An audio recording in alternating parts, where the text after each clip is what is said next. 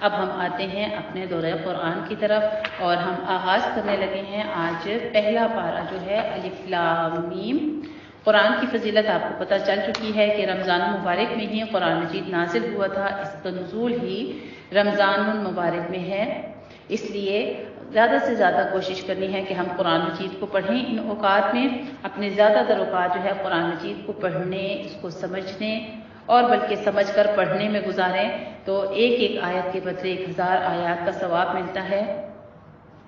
اللہ تعالیٰ کی رضا کی خاطر آج ہم اکٹھے ہوئے ہیں اور اس کے اکٹھے ہونے کا اجر جو ہے رسول اللہ صلی اللہ علیہ وآلہ وسلم سے ثابت ہے۔ انہوں نے فرمایا جو لوگ اللہ کے گھروں میں سے کسی گھر میں اللہ کی کتاب کی تلاوت کرتے ہیں اور اس کی تعلیم میں باہم مصروف ہوتے ہیں تو ان پر سکینت نازل ہوتی ہے اور رحمت انہیں ڈھانپ لیتی ہے اور فرشتے انہیں گھیر لیتے ہیں اور اللہ تعالیٰ ان کا ذکر اپنے پاس موجود فرشتوں میں کرتے ہیں۔ سبحان اللہ!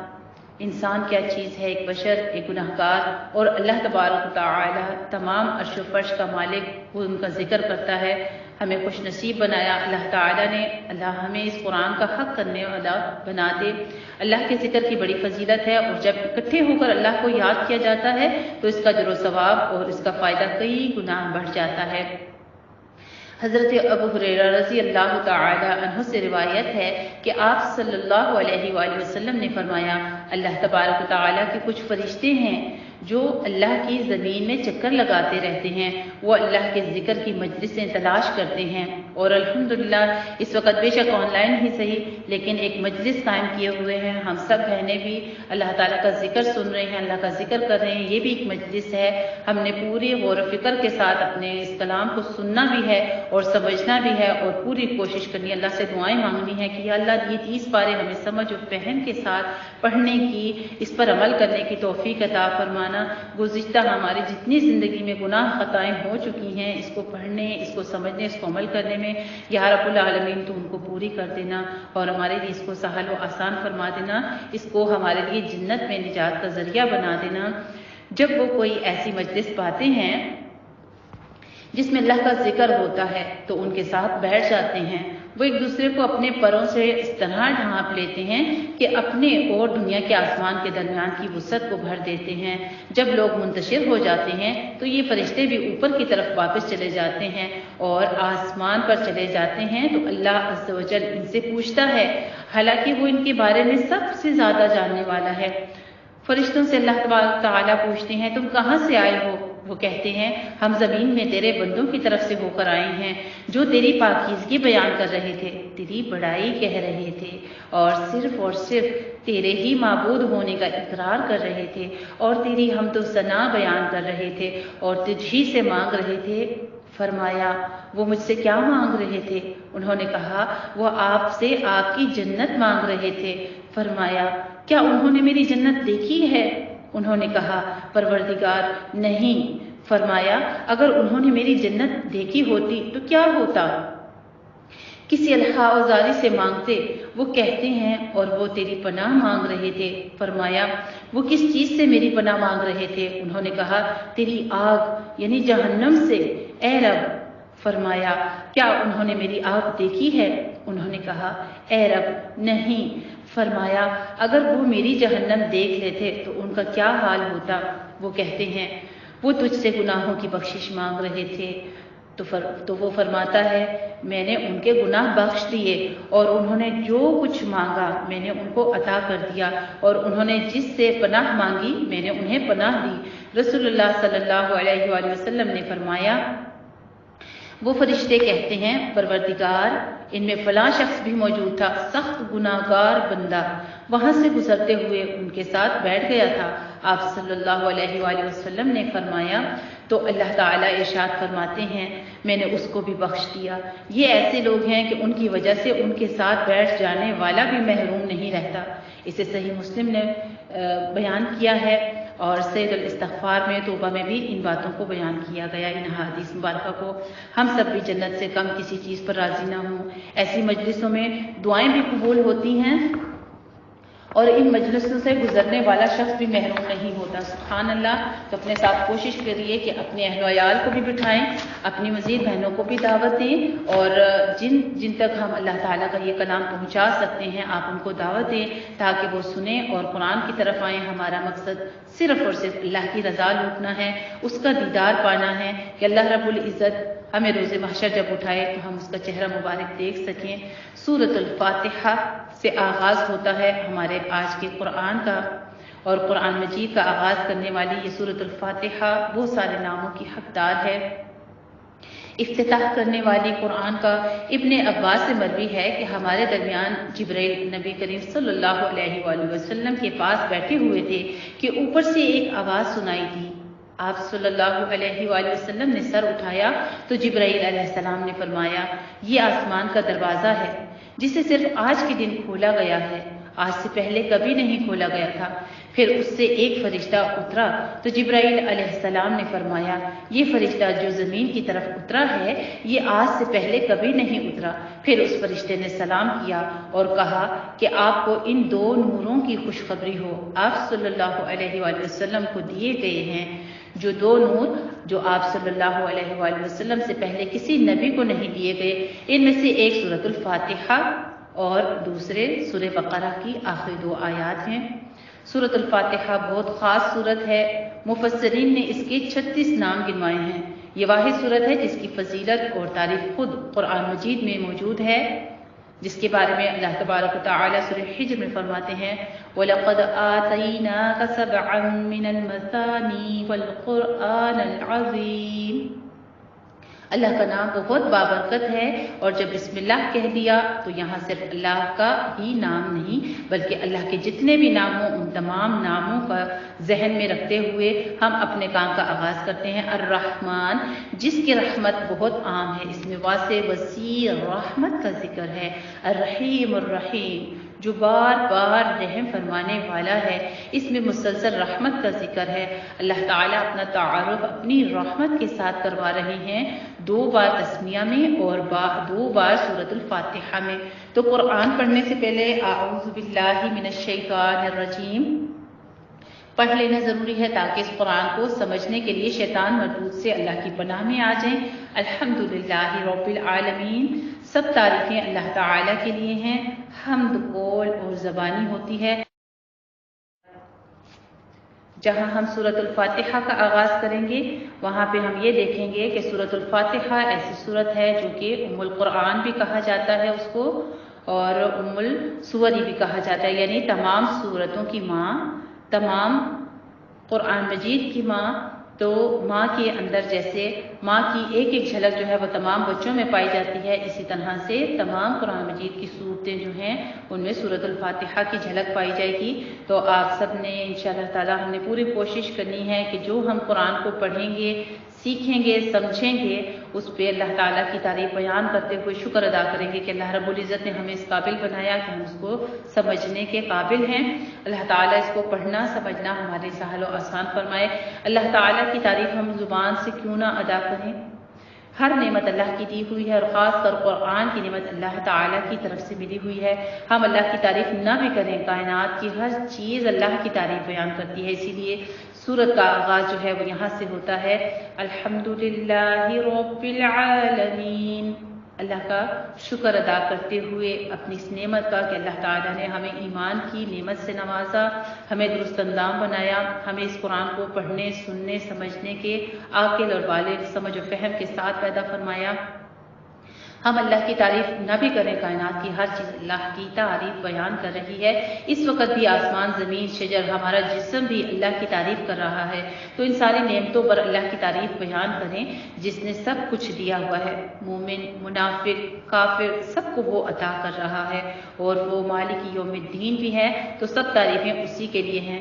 الحمدللہ کہنے کا اجر، الحمدللہ کہنا میزان کو بھر دیتا ہے، دل سے الحمدللہ کہنے کا اجر اللہ خالی نہیں جانے دیتا۔ قیامت کے دن سب سے افضل بندے وہ ہوں گے جو حمادون ہوں گے، اللہ کی خاص رحمت اس کے ساتھ ان خاص بندوں پر ہوگی، اللہ کی خاص رحمت کے ساتھ وہ جنت میں داخل ہوں گے، اور ہماری دعا ہے کہ اللہ اپنی رحمت سے ہمیں جنت الفردوس میں داخل کر دے، آمین۔ اللہم ربنا آمین۔ ہم دعا کرتے ہیں اس میں ایاک نعبد و ایاک نستعین، ساری رحمتیں اور نعمتیں اللہ کی طرف سے ہیں، تو عبادت کا مستحق بھی وہی ہے۔ عبادت مشتمل ہو دو چیزوں پر تو وہ کیا ہے؟ شدید محبت اور شدید تعظیم۔ دعا تمام عبادات کا نچوڑ ہے، اور سورۃ الفاتحہ جو ہے یہ تمام عبادات کا نچوڑ ہے۔ امام ابن تیمیہ فرماتے ہیں جس میں نے غور کیا سب نفعمند دعا وہ کون سی تھی؟ تو وہ اللہ کی رضامندی کے کاموں میں مدد کرنے کی دعا تھی، اور وہ یہی تھی ایاک نعبد و ایاک نستعین اہدنا الصراط المستقیم۔ اللہ تبارک تعالیٰ نے اس صورت کے آغاز میں ہی انسان کو ہدایت اور نعمتوں سے نوازا، اور انسان کو رشد و ہدایت کے لیے اس کے بارے میں غور و فکر کرنے کے بارے میں فرمایا۔ الحمدللہ رب العالمین، سب تعریفیں اللہ تعالیٰ کے لیے ہیں جو تمام جہانوں کا پالنے والا ہے، الرحمن الرحیم، بہت بخشش کرنے والا مہربان ہے، بدلے کے دن کا قیامت کے دن کا مالک ہے۔ ہم صرف تیری ہی عبادت کرتے ہیں اور صرف تجھ ہی سے مدد چاہتے ہیں۔ ہمیں سیدھی اور سچی راہ دکھا، ان لوگوں کی راہ جن پر تو نے انعام کیا، ان کی نہیں جن پر غضب کیا، اور نہ گمراہوں کی۔ انعام یافتہ کون لوگ تھے؟ وہ اللہ تعالیٰ کے انبیاء، صدیقین، شہداء اور صالحین تھے، اور جن پر غضب کیا وہ مشرکین، منافقین اور کافر لوگ تھے۔ اللہ تعالیٰ سے پناہ مانگتے ہیں اور اللہ تعالیٰ سے یہ دعا مانگتے ہیں کہ اپنے قرب والے انعام یافتہ لوگوں میں ہمیں شامل فرمانا، آمین۔ اللہم ربنا آمین۔ اب ہمارا آغاز ہوتا ہے سورہ بقرہ کا، جو کہ مدنی سورت ہے، اور سورہ بقرہ کے آغاز سے ہی ہدایت یافتہ لوگوں کے بارے میں ذکر فرمایا اللہ تعالیٰ نے۔ 3 قسم کی ہم کیٹیگریز پڑھیں گے، اس کے بیچ میں وہی سورۃ الفاتحہ کا خلاصہ ہے جو کہ یہاں بھی آ کر بیان ہوگا، اور وہ یہی ہے الف لام میم حروف مقطعات ذالک الکتاب لا ریب فیہ، اس کتاب کے، اللہ کی کتاب ہونے میں کوئی شک نہیں، پرہیزگاروں اور راہ دکھانے والی ہے۔ جو لوگ غیب پر ایمان لاتے ہیں اور نماز قائم کرتے ہیں اور ہمارے دیے ہوئے مال میں سے خرچ کرتے ہیں، اور جو لوگ ایمان لاتے ہیں اس پر جو کچھ آپ کی طرف اتارا گیا اور جو آپ سے پہلے اتارا گیا، اور وہ آخرت پر بھی یقین رکھتے ہیں، یہ لوگ ہدایت پر ہیں اپنے رب کی طرف سے، اور یہی فلاح پانے والے ہیں۔ سبحان اللہ، کامیابی حاصل کرنی ہے تو چند چھوٹے سے یہ کام ہیں جن پر عمل کرنا ہوگا زندگی میں، اور انشاءاللہ تعالی اللہ تعالیٰ پھر کامیابی کس چیز میں ہے؟ جنت کو پانے میں۔ بے شک وہ لوگ جنہوں نے کفر کیا، آپ انہیں ڈرائیں یا نہ ڈرائیں ان کے لیے برابر ہے، وہ ایمان نہیں لائیں گے۔ اللہ نے ان کے دلوں اور ان کے کانوں پر مہر لگا دی ہے، اور ان کے آنکھوں پر پردہ ہے۔ کس چیز کا پردہ ہے؟ اللہ تعالیٰ کے احکامات کو نہ ماننے کا ان کے دلوں پر قفل لگا ہوا ہے، اور ان کے لیے بہت بڑا عذاب ہے۔ اور بعض لوگ وہ ہیں جو کہتے ہیں کہ ہم اللہ پر اور آخرت کے دن پر ایمان لے آئے، حالانکہ وہ مومن نہیں ہیں، وہ اللہ کو اور ان لوگوں کو دھوکہ دیتے ہیں جو ایمان لائے، مگر وہ اپنے آپ کے سوا کسی کو دھوکہ نہیں دیتے، اور وہ شعور نہیں رکھتے۔ ان کے دلوں میں نفاق کی بیماری ہے، بس اللہ نے ان کی بیماری بڑھا دی، اور ان کے لیے دردناک عذاب ہے اس بنا پر کہ وہ جھوٹ بولتے ہیں۔ اور جب ان سے کہا جاتا ہے کہ زمین میں فساد نہ کرو تو وہ کہتے ہیں کہ ہم تو صرف اصلاح کرنے والے ہیں۔ سن لو، بے شک وہی فساد کرنے والے ہیں لیکن وہ شعور نہیں رکھتے۔ اور جب ان سے کہا جاتا ہے کہ ایمان لاؤ جیسے اور لوگ ایمان لائے تو وہ کہتے ہیں کیا ہم ایمان لائیں جیسے بے وقوف ایمان لائے؟ الا انہم ہم السفہاء ولکن لا یعلمون، اللہ تعالیٰ فرماتے ہیں سن لو، بے شک وہی بے وقوف ہیں لیکن وہ نہیں جانتے۔ اور جب وہ ان سے ملتے ہیں جو ایمان لائے تو کہتے ہیں ہم ایمان لے آئے، اور جب وہ اپنے شیطانوں کے پاس تنہا ہوتے ہیں تو کہتے ہیں یقیناً ہم تمہارے ساتھ ہیں، ان لوگوں سے تو ہم صرف مذاق کرتے ہیں۔ اللہ یستہزئ بہم، اللہ بھی ان سے مذاق کرتا ہے اور انہیں ان کی سرکشی میں ڈھیل دیتا ہے اور اس میں بھٹکتے پھرتے ہیں۔ یہ وہ لوگ ہیں جنہوں نے گمراہی خرید لی ہدایت کے بدلے، تو ان کی تجارت نے انہیں کوئی نفع نہ دیا اور اس میں وہ ہدایت یافتہ نہ ہوئے۔ ان کی مثال اس شخص کی سی ہے جس نے آگ جلائی، پھر جب اس آگ نے اس کے ارد گرد کو روشن کر دیا تو اللہ نے ان کی روشنی کو دور کر دیا اور انہیں اندھیروں میں چھوڑ دیا، بس وہ دیکھ نہیں پاتے۔ یہ اپنے نبی کریم صلی اللہ علیہ وآلہ وسلم کے بارے میں اللہ تعالیٰ ذکر فرماتے ہیں، جب انہوں نے ایمان کی روشنی اجاگر کی تو مکہ والے مستفید نہ ہوئے، تو آپ صلی اللہ علیہ وسلم کو اللہ تعالیٰ نے مدینہ ہجرت کا حکم دے دیا۔ آپ صلی اللہ علیہ وسلم کو حکم فرمایا کہ یہ لوگ سمن بکمن عمیون، وہ بہرے ہیں، گونگے ہیں، اندھے ہیں، بس وہ سیدھے راستے کی طرف نہیں لوٹیں گے، وہ حق کو نہیں دیکھ سکتے۔ او کصیب من السماء، یا ان کی مثال زوردار بارش کی سی ہے جو آسمان سے آتی ہے، اس میں اندھیرے گرج اور بجلی ہوتی ہے، وہ بجلی کے کڑکے سن کر موت کے ڈر سے اپنی انگلیاں اپنے کانوں میں ٹھونس لیتے ہیں، اور اللہ کافروں کو گھیرنے والا ہے۔ قریب ہے کہ بجلی اچک لے جائے ان کی آنکھیں، جب بجلی ان پر چمکتی ہے تو وہ اس کی روشنی میں چلنے لگتے ہیں، اور جب ان پر اندھیرا ہوتا ہے تو ٹھہر جاتے ہیں، اور اگر اللہ چاہے تو ان کے کان اور ان کی آنکھیں چھین لے۔ یقیناً اللہ ہر چیز پر خوب قادر ہے۔ کانوں اور آنکھوں کا خاص کر کے اللہ تبارک و تعالیٰ نے اپنی پورے کلام میں ذکر کیا، قرآن مجید میں بارہا بار ذکر کیا ہے، اور اس کی وجہ یہی ہے کہ کان علم کا وہ پہلا دروازہ ہے جو کہ علم کو اندر لے جاتے ہیں۔ جب علم کانوں کے ذریعے انسان کے دل میں اترتا ہے تو پھر وہ دماغ کو آرڈر کرتا ہے اور پھر اللہ کے احکامات پر عمل ہو جاتا ہے۔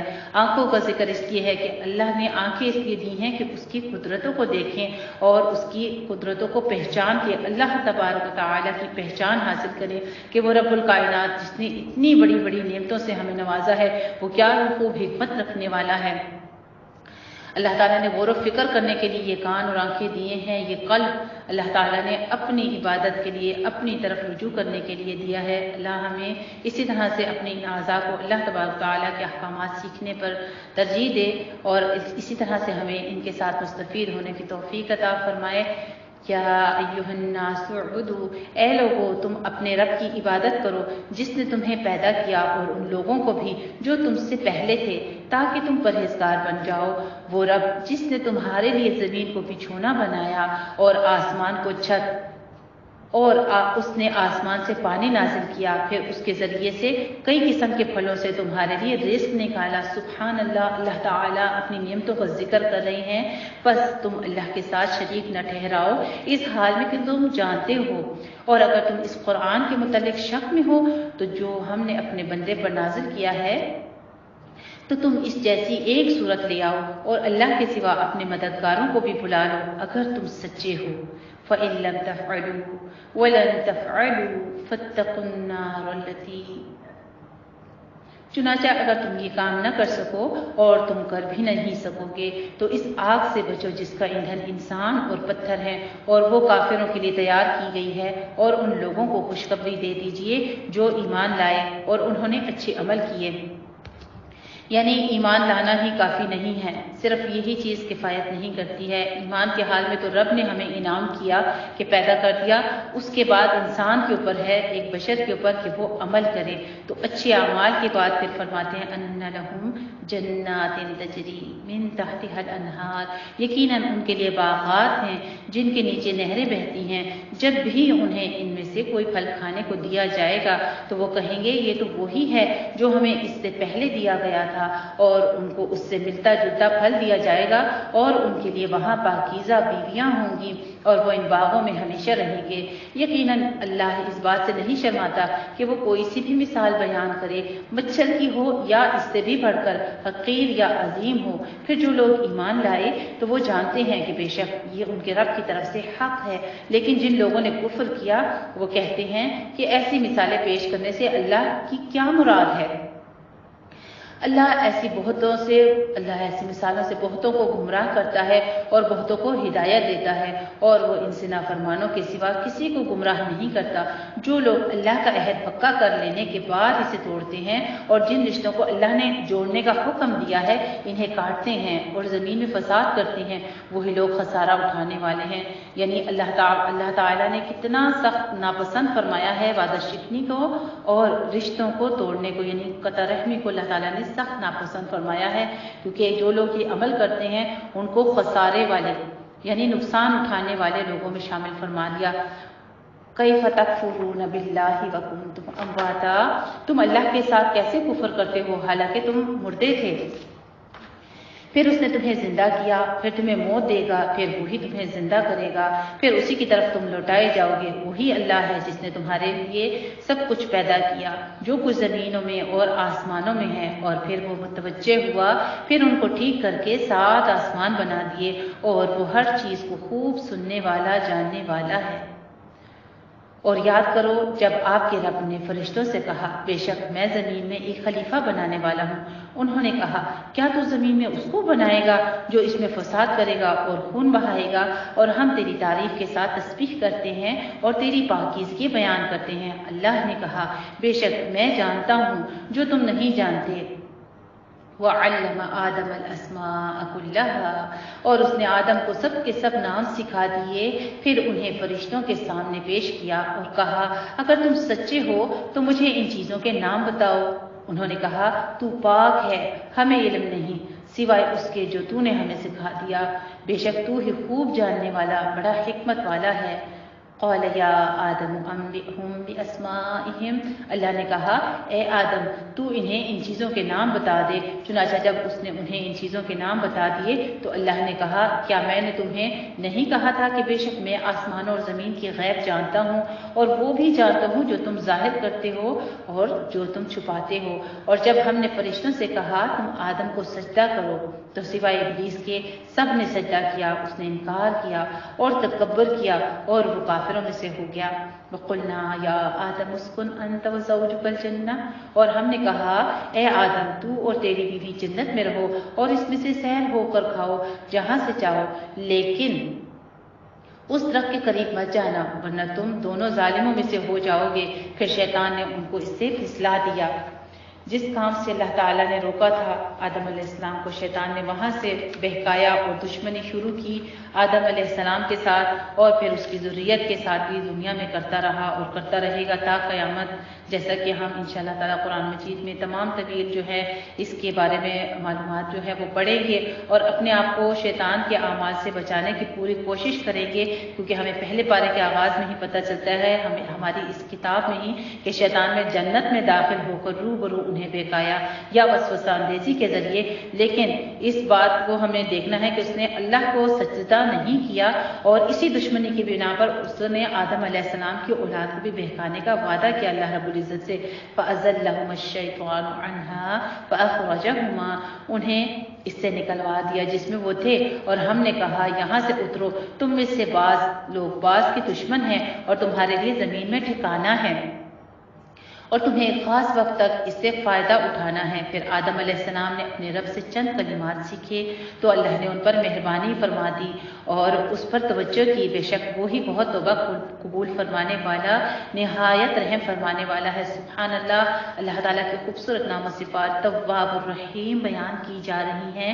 قلنا اہبطوا منہا جمیعا، ہم نے کہا تم یہاں سے اکٹھے اترو، پھر اگر تمہارے پاس میری طرف سے کوئی ہدایت آئے تو جس نے میری ہدایت کی پیروی کی تو ان پر کوئی خوف نہ ہوگا نہ وہ غمگین ہوں گے، اور جن لوگوں نے کفر کیا اور ہماری آیتوں کو جھٹلایا وہی دوزخ والے ہیں، وہ اس میں ہمیشہ رہیں گے۔ اے بنی اسرائیل تم میری وہ نعمت یاد کرو۔ خطاب تو بنی اسرائیل سے ہے، لیکن ہم قرآن کو پڑھتے ہوئے ہر بات کو اپنی طرف ضرور متوجہ کریں گے کہ کیا یہ ہمارے بارے میں بھی حکم ہے، کیا یہ خوبیاں یہ خامیاں ہمارے اندر بھی پائی جاتی ہیں، کیا اللہ رب العزت عام خاطب قرآن جتنے بھی لوگ مخاطب ہو رہے ہیں ان سب سے اللہ تعالیٰ فرما رہے ہیں ہم نے اپنے گریبانوں میں جاننا ہے کہ کیا یہ گناہ ہم سے تو سرزد نہیں ہو رہے، جو کوتاہیاں بنی اسرائیل کے بارے میں یا اور امتوں کا ذکر کیا جا رہا ہے کیا ہمارے تمہارے اندر تو یہ عیب نہیں ہے. تو اللہ تبارک تعالیٰ نے پھر اصلاح کے بارے میں بھی ہدایت فرما دی اور استغفار کے بارے میں بھی توبہ کرنے کا طریقہ بھی سکھا دیا. اس غور و فکر سے ہم نے قرآن کو پڑھنا اور سمجھنا ہے کہ ذکر تو یہاں بنی اسرائیل کو ہو رہا ہے. اللہ رب العزت فرماتے ہیں اے بنی اسرائیل تم میری وہ نعمت یاد کرو جو میں نے تم پر انعام کی اور تم میرا عہد پورا کرو. میں تمہارے عہد پورا کروں گا اور مجھ ہی سے ڈرو اور اس کتاب پر ایمان لاؤ جو میں نے نازل کی جبکہ وہ اس کتاب کی تصدیق کرنے والی ہے جو تمہارے پاس ہے اور تم اس کا سب سے پہلے انکار کرنے والے نہ بنو اور تم میری آیتوں کو تھوڑی قیمت میں نہ بیچو اور مجھ ہی سے ڈرو. ولا تلبسوا الحق بالباطل اور حق کو باطل کے ساتھ خلط ملط نہ کرو اور حق کو مت چھپاؤ حالانکہ تم جانتے ہو. اور نماز قائم کرو اور زکوٰۃ ادا کرو اور رکوع کرنے والوں کے ساتھ رکوع کرو. کیا تم لوگوں کو نیکی کا حکم دیتے ہو اور اپنے آپ کو بھول جاتے ہو؟ یعنی جب انسان کسی کو نیکی کی بات سن کے اللہ کے حکم پہنچائے ضروری ہے کہ جیسے ہی اپنے کانوں میں اللہ کے احکامات پڑھتے ہیں پہلے خود عمل کرے, اللہ سے اپنے عمل کی توفیق مانگے, اللہ سے مدد مانگے. ہمارے لیے عمل کرنا بہت مشکل ہے کیونکہ ہم انسان ہیں, ہم خطا کار ہیں, لیکن اللہ سے مدد مانگے تو وہی عمل آسان ہو جایا کرتے ہیں. اللہ تعالیٰ فرماتے ہیں وَتَنْسَوْنَ أَنفُسَكُمْ کہ تم اپنے آپ کو بھول جاتے ہو حالانکہ تم کتاب پڑھتے ہو. پھر کیا تم عقل نہیں رکھتے؟ افلا تعقلون. پھر ہمیں اپنے پروردگار کی طرف سے ایک مدد مانگنے کا طریقہ سکھایا جا رہا ہے. اس آیت میں بہت ہی خوبصورت طریقہ ہے. کیا ہمیں کسی غیر اللہ سے مدد مانگنے کا بتایا جا رہا ہے؟ نہیں. اللہ تبارک و تعالیٰ اپنے کلام میں فرماتے ہیں وَاسْتَعِينُوا بِالصَّبْرِ وَالصَّلَاةِ وَإِنَّهَا لَكَبِيرَةٌ إِلَّا عَلَى الْخَاشِعِينَ. اور تم صبر اور نماز کے ذریعے سے اللہ کی مدد طلب کرو اور بے شک یہ بھی بہت بھاری ہے. وَإِنَّهَا لَكَبِيرَةٌ واقعی بہت بھاری ہے. انسان پر جب مشکل آتی ہے تو انسان عاجز آ جاتا ہے تکلیفوں کے ہاتھوں, نہ وہ صبر کر پاتا ہے نہ وہ مزید ذکر کر سکتا ہے, بلکہ جو رہتی سہتی 5 وقت کی نماز ہو, ٹوٹی پھوٹی سی عبادت ہو, انسان اس سے بھی غفلت برتتا ہے پریشانی کے حال میں. جبکہ اللہ رب العزت فرماتے ہیں کہ تم اللہ سے مدد مانگو صبر کے ساتھ اور نماز کے ساتھ. بے شک یہ بہت مشکل ہے مگر عاجزی کرنے والوں پر بھاری نہیں ہے. جو لوگ یہ گمان کرتے ہیں, اس بات کا یقین رکھتے ہیں کہ وہ اپنے رب سے ضرور ملاقات کرنے والے ہیں.